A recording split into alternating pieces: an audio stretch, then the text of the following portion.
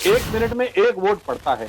5 बजे के बाद 200 टोकन दिए जाते हैं, लेकिन 5 बजे के बाद 31,000 वोट हुए हैं। 31,000। कई विधानसभाएं ऐसी हैं जहां पर 10 से 12% वोट हुए हैं। ये कहां से आए, आसमान से टपके या कहां से टपके, कांग्रेस पार्टी खुद ही नहीं देख रही है। द लाइव टीवी, सच सबसे आगे। नमस्कार, द लाइव टीवी आप देख रहे हैं। आपके साथ मैं हूं आदित्य कुमार। गुजरात के चुनाव हो गए, सब कुछ हो गया, भारतीय जनता पार्टी की प्रचंड जीत हो गई है, लेकिन कुछ बातें जो निकलकर सामने आ रही वो सवाल खड़े कर रही हैं कि आखिरकार आखिरी वक्त में इतनी जल्दी वोटिंग कैसे हो गई।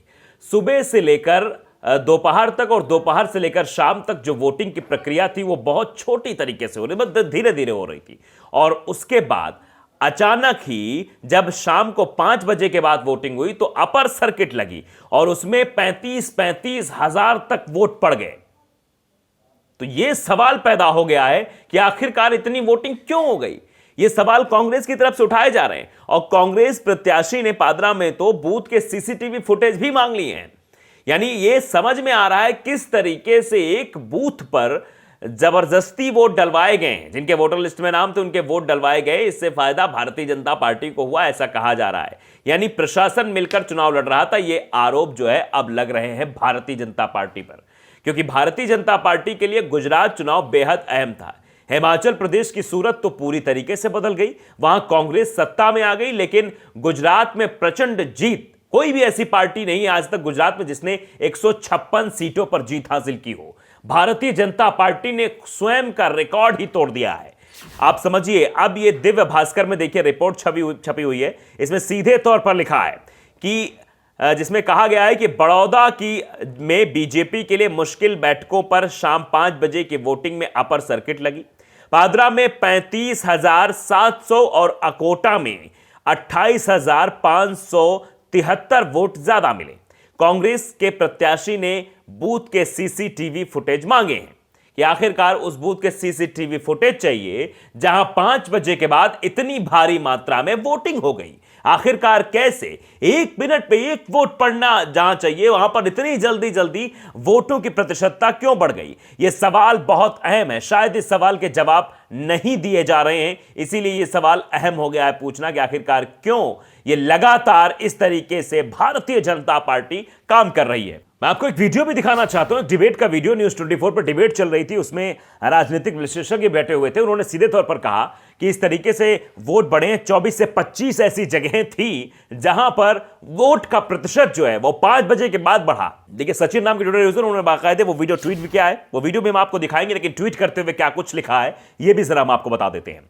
नेशनल टीवी पर बीजेपी का प्रचंड बहुमत से जीतने का राज बताया गया है। 5 बजे के बाद 31,000 वोट पड़े। कहां से आए इतने वोटर? गुजरात जीतने का कारण, यह सवाल पूछा जा रहा है। देखिए, आप डिबेट का अंश भी देख लीजिए। 20 से 25 इलाकों में मतदान के बाद जो मतदान हुआ है, अब हम लोग वैसी इन्वेस्टिगेटिव रिपोर्टिंग नहीं करते, लेकिन मैं आपको बता दूं कि 1 मिनट में 1 वोट पड़ता है। 5 बजे के बाद 200 टोकन दिए जाते हैं, लेकिन 5 बजे के बाद 31,000 वोट हुए हैं। 31,000। कई विधानसभाएं ऐसी हैं जहां पर 10 से 12% वोट हुए हैं। ये कहां से आए, आसमान से टपके या कहां से टपके, कांग्रेस पार्टी खुद ही नहीं देख रही है। ये उसके काम देखने का। तो सवाल, आखिरकार 5 बजे के बाद इतनी ज्यादा वोटिंग कैसे हो गई? क्या अब चुनाव आयोग जो है वहां के सीसीटीवी फुटेज जो लगे थे उनकी रिपोर्ट सौंपेगा? क्योंकि यह कहा गया था कि इस बार जो चुनाव होगा, वो वोटिंग होगी, वो सीसीटीवी की निगरानी में होगी। तो अब वहां के सीसीटीवी फुटेज को क्या चुनाव आयोग दिखाएगा कि देखिए जहां पर 31,000 वोट ज्यादा हो गए, जहां 28,000 वोट ज्यादा हो गए। जैसे 2 सीटें थी जिनकी बात हमने की, जिनकी बार बताया, एक जगह 35,700 वोट पात्रा में, और अकोटा की बात की जाए तो वहां 28,573 वोट ज्यादा मिले। तो यह आखिरकार कैसे हो गया? मतलब 5 बजे के बाद इतनी तेजी के साथ वोट कैसे पड़ गए, यह सवाल है। यानी कुछ सीटें जिताई गई हैं क्या? अब गुजरात के इस नतीजों पर लोग सवाल खड़े कर रहे हैं, उठा रहे हैं सवाल कि आखिरकार ये कैसे हो गया। ये समझ नहीं आया किसी को।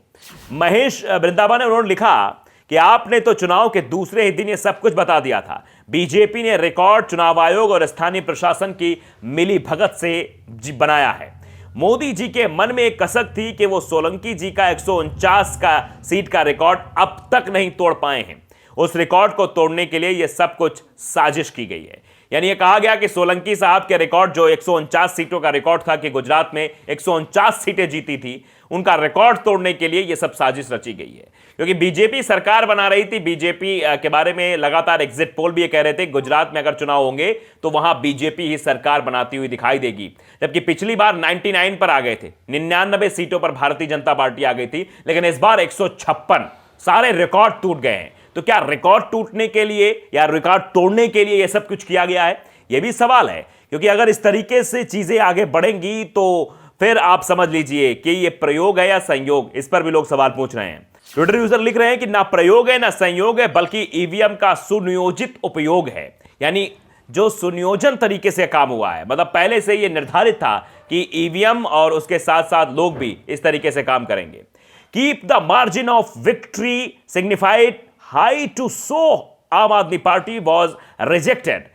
Keep the margin of loss low to show BJP not internally rejected, but more importantly for Operation Lotus to succeed. माने कि भारतीय जनता पार्टी ने पूरी तरीके से यह बताने की कोशिश की है, समझाने की कोशिश की है कि यहां ऑपरेशन लोटस चला है, यहां आम आदमी पार्टी का जादू नहीं चला है, यहां कांग्रेस का जादू नहीं चला है, यहां सिर्फ एक ही नाम गूंजा है, मोदी। और मोदी का जो गुजरात गृह राज्य है, जिसके बदौलत प्रधानमंत्री नरेंद्र मोदी जी ने सत्ता हासिल की थी, इसी गुजरात मॉडल के बारे में 2014 में पूरे देश को बताया गया था कि गुजरात में अच्छी सड़कें हैं, गुजरात में अच्छे स्कूल हैं, गुजरात में अच्छी कानून व्यवस्था है, गुजरात में शराबबंदी है, गुजरात व्यापार के मामले में सबसे अव्वल है, इसके जिम्मेदार सिर्फ और सिर्फ मोदी जी हैं। यही सब बातें की गई थी 2014 के लोकसभा चुनाव में, जब नरेंद्र मोदी को प्रधानमंत्री पद का उम्मीदवार बनाया गया था। तो अगर गुजरात हार जाते तो यह सवाल भी खड़ा हो जाता, यह कैसा गुजरात मॉडल है। लेकिन नहीं, यहां पर चुनाव जिताने के लिए सब किया गया, ऐसा लोग आरोप लगा रहे हैं, ऐसा लोग लिख रहे हैं। तो अब यह सवाल है कि यह सब सिर्फ और सिर्फ एक प्रोपेगेंडा है या वाकई में कुछ बड़ा खेल गुजरात में किया गया है। अब यह जांच का विषय है। अगर कांग्रेस के प्रत्याशी ने यह मांग की है कि उसको उस बूथ का सीसीटीवी फुटेज देना जाना चाहिए और उसको सार्वजनिक किया जाना चाहिए, तब अगर चुनाव आयोग इसको नहीं देता है तो सवाल खड़े होंगे। अगर चुनाव आयोग देता है और नहीं सही होता है तो कांग्रेस के उस प्रत्याशी पर सवाल खड़े होंगे कि आखिरकार उसने यह मसला क्यों उठाया। क्योंकि लेकिन लोग भी कह रहे हैं कि चुनाव आयोग तो धृतराष्ट्र बना हुआ है, कि सब कुछ हो रहा है लेकिन आंख बंद है। टीएन शेषन का नाम बार बार सामने आता है। टीएन शेषन का नाम मैं इसलिए ले रहा हूं कि एक ऐसे चुनाव आयुक्त जिन्होंने यह बताया कि चुनाव आयोग कोई गाय नहीं है, सीधी सादा नहीं है, वो बिल्कुल चुनाव आयोग की तरह काम करेगा। टीएन शेषन का इतिहास आप जाकर पढ़िएगा तो आपको पता लगेगा। लेकिन आज के दौर में चुनाव आयोग पर बेहद सवाल खड़े होते हैं।